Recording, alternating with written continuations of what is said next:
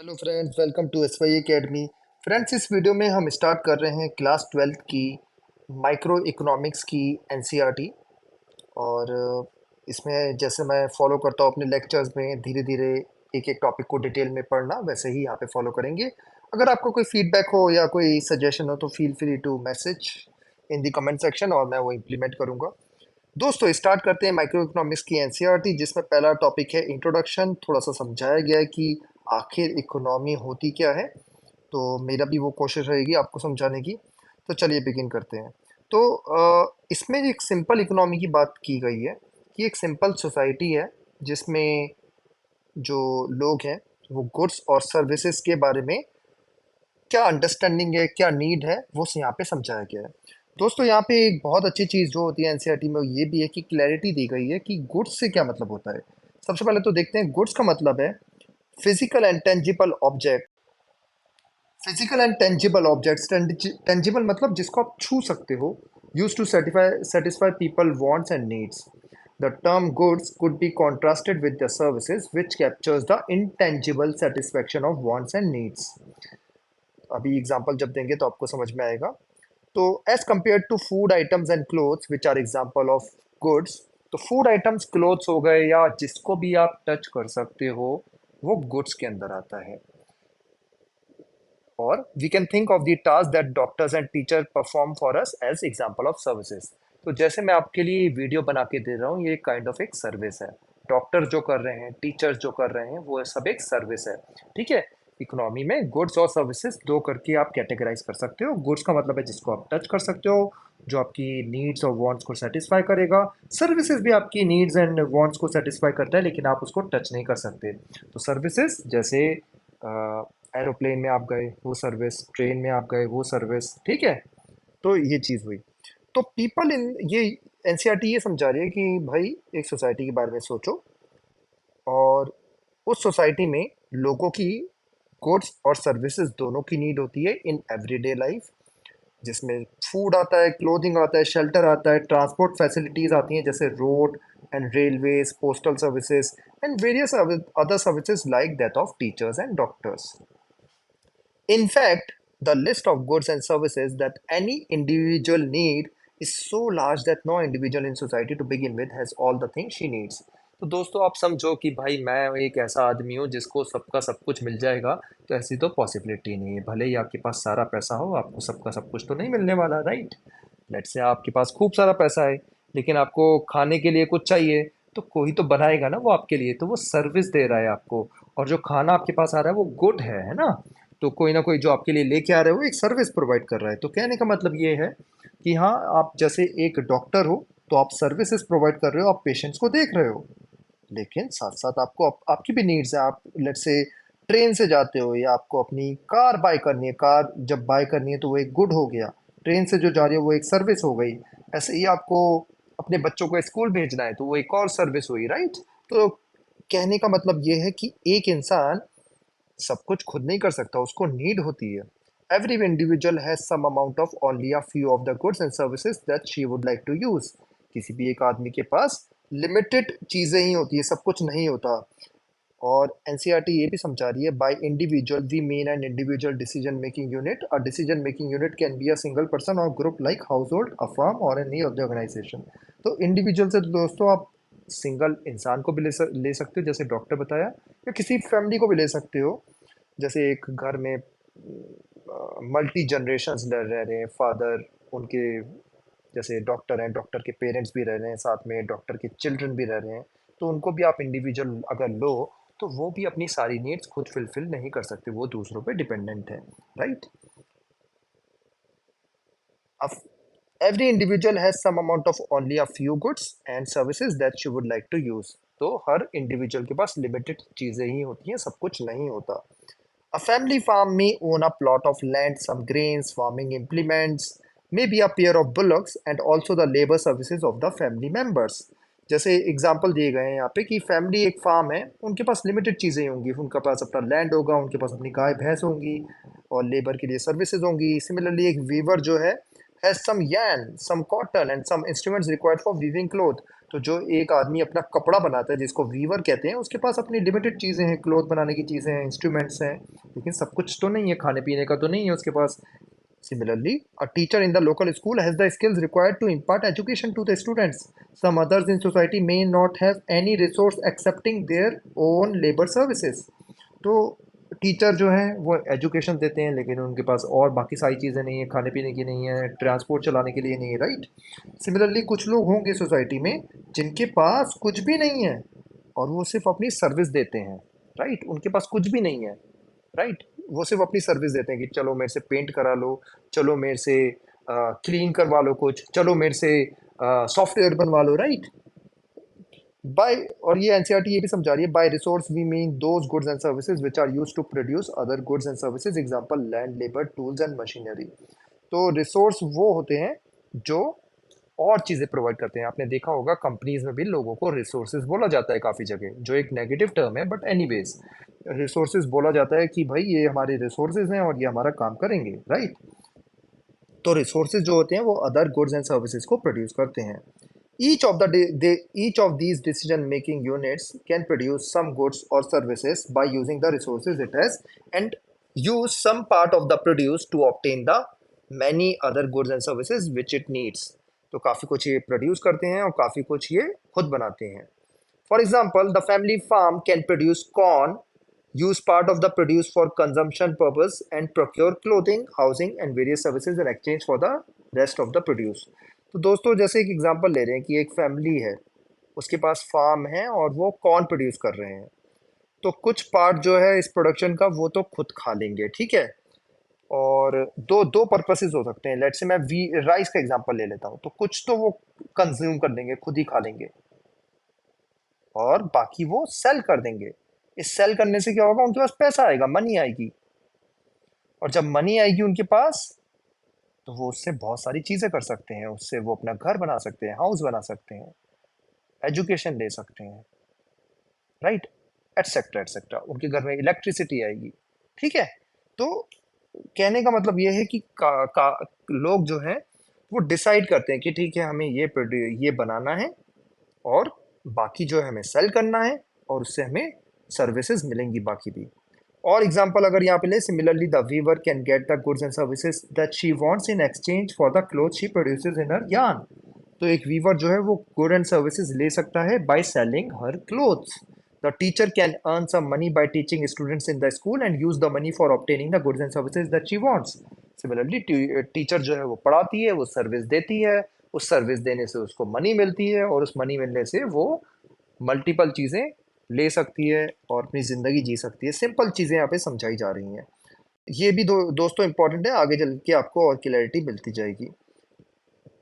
The laborer also can try to fulfill her needs by using whatever money she can earn by working for someone. ऐसी एक labourer भी दूसरे के लिए काम करके पैसे कमा सकता है। Each individual can thus use her resources to fulfill her needs. It goes without saying that no individual has unlimited resources compared to her needs.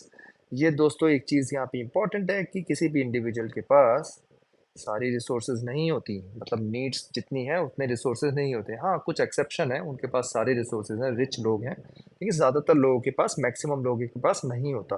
The amount of corn that the family farm can produce is limited by the amount of resources it has, has the amount of goods and services that it can procure in exchange of corn is also limited. For example दोस्तों, rice produce करने का मैंने example बताया। अब rice limited quantity में होता है, late से 10 किलो है उनके पास, एग्जाम्पल ले रहा हूँ छोटा सा, तो उन्होंने 3 किलो तो खुद खा लिया, 7 किलो जो है वो सेल करा, सेल करके उनको 1000 रुपये मिले, है ना, सिंपल एग्जांपल्स।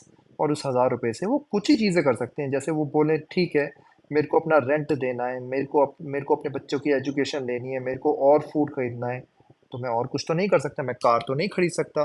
तो रिसोर्सेज हर किसी के पास लिमिटेड होते हैं, ये समझाया जा रहा है। As a result, the family is forced to make a choice between the different goods and services that are available. तो हर फैमिली के पास चॉइस होती है कि हमें क्या करना है, क्या हमें एजुकेशन लेनी है या हमें अपना घर बनाना है, क्या हमें अपना घर बनाना है या मेरे को सही से फूड खाना है, क्या मुझे वैकेशन पे जाना है या मुझे घर लेना है ना। मल्टीपल चॉइसेस हर किसी के पास होती है। It can have more of a good or service only by giving up some amount of other goods or services. For example, if the family wants to have a bigger house, it may have to give up the idea of having a few acre land of arable land. तो दोस्तों, जैसे एक family को अगर अपना बड़ा घर चाहिए तो उसको अपना लैंड सेल करना पड़ेगा, या बोलना पड़ेगा कि ठीक है, ये वाला जो लैंड है मैं रेंट पे दे रहा हूँ या किसी और को का है, मैं ये खरीद नहीं रहा. If it wants more and better education for the children, it may have to give up some of the luxuries of life. Similarly, आपको अपने बच्चों को अगर अच्छी एजुकेशन देनी है तो आपको ज़िंदगी की जो लग्जरीज हैं जैसे ट्रेवल, वैकेशन पे जाना, वो थोड़ा आपको कम करना पड़ेगा. The same is the case with all other individuals in society. Everyone faces a scarcity of resources and therefore has to use the limited resources in the best possible way to fulfill her needs. तो जैसे society है वैसे ही individual है, वैसे ही आप state ले सकते हो, वैसे ही आप गवर्नमेंट ले सकते हो. सबके पास रिसोर्सेज लिमिटेड है और उनको डिसाइड करना पड़ता है कि मेरे को क्या चाहिए और क्या नहीं चाहिए. In general, every individual in society is engaged in the production of some goods or services, and she wants a combination of many goods and services, not all of which are produced by her. तो general मतलब यही समझाया जा रहा है simply कि हर individual को goods and services चाहिए. कुछ गुड्स एंड सर्विसेज वो प्रोड्यूस करता है, लेकिन मैक्सिमम वो प्रोड्यूस नहीं करता, मैक्सिमम उसे कहीं और से मिलती है. Needless to say that there has to be some compatibility between what people in society collectively want to have and what they produce. तो कुछ कंपैटिबिलिटी होनी चाहिए कि लोगों को क्या चाहिए और क्या वो प्रोड्यूस कर रहे हैं. For example, the total amount of corn produce by family farm along with other family farming units in a society must match the total amount of corn that people in the society collectively want to consume. मतलब ये कहना चाह रहे हैं कि अगर पूरी society को, लेट्स से वो सोसाइटी है इतनी बड़ी और उस सोसाइटी में 100 किलो राइस चाहिए, तो ऐसा नहीं होना चाहिए कि आप प्रोड्यूस कर रहे हो 70 या प्रोड्यूस कर रहे हो 150, राइट. उतना ही प्रोड्यूस करो, हाँ थोड़ा ऊपर नीचे चलता है जितना सोसाइटी को चाहिए. अगर उससे ज़्यादा आप प्रोड्यूस करोगे तो उसकी कॉस्ट कम हो जाएगी, अगर आप कम प्रोड्यूस करोगे तो कॉस्ट बढ़ जाएगी, भुखमरी भी फैलेगी. यहाँ पे और भी चीज़ समझाई गई है, नीचे इसको भी पढ़ लिया करो. Here we assume that all goods and services produced in a society are consumed by the people in the society and that there is no scope of getting anything from outside the society. In reality, this is not true. However, the general point is that is being made here about the compatibility of production and consumption of goods and services holds for any country or even the entire world. तो ये simply society के terms में समझा रहा है, वैसे असली में तो ट्रू नहीं होता. लेट्स से एक सोसाइटी अगर राइस ज़्यादा बना रही है तो दूसरी सोसाइटी को चाहिए होगा, दूसरे कंट्री को चाहिए होगा, लेकिन ये सिंपल एग्जांपल देके समझाया गया है. और जनरल ये इसी को हम एक्सपेंड करें तो इंडिया या किसी कंट्री के लिए भी अप्लाई वो होता है. फॉर एग्जांपल, अगर इंडिया में राइस चाहिए, अगर आप ज़्यादा राइस प्रोड्यूस कर रहे हो तो उसके प्राइस गिर जाएंगे, नेचुरल बात है. If people in the society do not want as much corn as the farming units are capable of producing collectively, a part of the resources of these units could have been used in the production of some other good or services which is in high demand.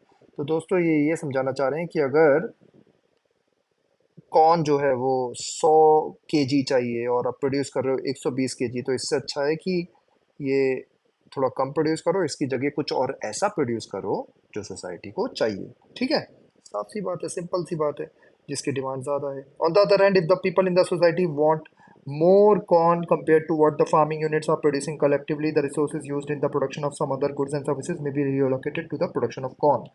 Similarly, अगर 100 kg चाहिए और आप 70 kg produce कर रहे हो, तो कुछ और गुड्स एंड सर्विसेज को छोड़ो, उसकी जगह ये 100 kg कॉर्न प्रोड्यूस करो. इस पे कोशिश करेगी और नेचुरली हो भी जाएगा, मार्केट फोर्सेस कर ही देती है. Similar is the case with all other goods and services. Just as the resources of an individual are scarce, the resources of the society are also scarce in comparison to what the people in the society might collectively want to have. But एक truth ये भी है कि resources limited है. For example, resources कुछ भी हो सकते हैं. रिसोर्सेज अगर आपको समझ में नहीं आए तो रिसोर्सेज लोग भी रिसोर्सेज होते हैं, पीपल आर ऑल्सो रिसोर्सेज. उसके बाद अगर आपको रॉ मटेरियल जो चाहिए वो भी रिसोर्स होता है, लैंड जो होता है वो भी रिसोर्स होता है, पानी जो है वो भी रिसोर्स होता है. सब जो है लिमिटेड है दुनिया में, अनलिमिटेड तो है नहीं. तो आप ऐसा तो है नहीं कि हमें को 100 kg कौन चाहिए तो मिल ही जाएगा. मे बी ऐसे सर्कमस्टेंसेज ना हो, right. The scarce resources of the society have to be allocated properly in the production of different goods and services in keeping with the likes and dislikes of the people of the society. इसलिए scarce resources जो हमारे limited resources हैं, जैसे हमारे पास पानी, let's say again simple example 100 litre है, तो हमें डिसाइड करना पड़ेगा कि कितना हमें खेती में देना है, कितना इंडस्ट्री में देना है, कितना लोगों के लिए देना है, कितना जानवरों के लिए, कितना नेचुरल रिसोर्स में रखना है हमें, राइट. ये हमें डिसाइड करना पड़ेगा. any allocation of resources of the society would result in the production of a particular combination of different goods and services. तो जैसा आप allocate करोगे वैसे goods and services produce होंगे. अगर आप खेती में ज़्यादा allocate करोगे पानी में तो खेती ज़्यादा होगी, इंडस्ट्री सफ़र करेगी, इंडस्ट्री में करोगे तो vice versa, right? By an allocation of the resources, we mean how much of the resources is devoted to the production of each of the goods and services, right? तो for example अगर आप train में ज़्यादा लोगों के लिए लगा दोगे ट्रेन तो आप गुड्स की ट्रेन जो होती है जिसको मालगाड़ी कहते हैं उसमें आप नहीं लगा पाओगे ट्रेन्स को, right? The goods and services thus produced will have to be distributed among the individuals of the society. The allocation of the limited resources and the distribution of the final mix of goods and services are two of the basic economic problems faced by the society. फिर से पढ़ते हैं इसको. The allocation of the limited resources. तो limited resources जो हैं जैसे limited मकान हो गए, limited land हो गया, ठीक है, उसका allocation and distribution of the final mix of goods and services. तो एक तो रिसोर्सेज का अलोकेशन करना जैसे मकान या खेत हो गए, दूसरा डिस्ट्रीब्यूशन करना किसी भी चीज़ का. फॉर एग्जांपल जितना अनाज प्रोड्यूस हुआ है, जितना राइस प्रोड्यूस हुआ है, जितना आलू प्रोड्यूस हुआ है, राइट? या एरोप्लेन की सर्विसेज देनी है, ट्रेन की सर्विसेज देनी है. इन ये दो मेन प्रॉब्लम होती हैं किसी भी इकोनॉमी की. In reality any economy is much more complex compare to the society discussed above. हाँ, रियलिटी में ये कह रही है एनसीईआरटी कि जो सोसाइटी होती है उससे काफ़ी ज़्यादा कॉम्प्लेक्स होता है आपका कंट्री, आपकी economy. In the light of what we have learned about the society, let us now discuss the fundamental concerns of the discipline of economics, some of which we shall study throughout the book. तो अब दोस्तों next video में हम discuss करेंगे central problems of the economy और different different problems और concerns जो economy के होते हैं, और ये हमारा कंटिन्यू रहेगा. होप आपको ये लेक्चर अच्छा लगा. आप कमेंट सेक्शन में अपना फीडबैक देख सकते हैं. Thank you.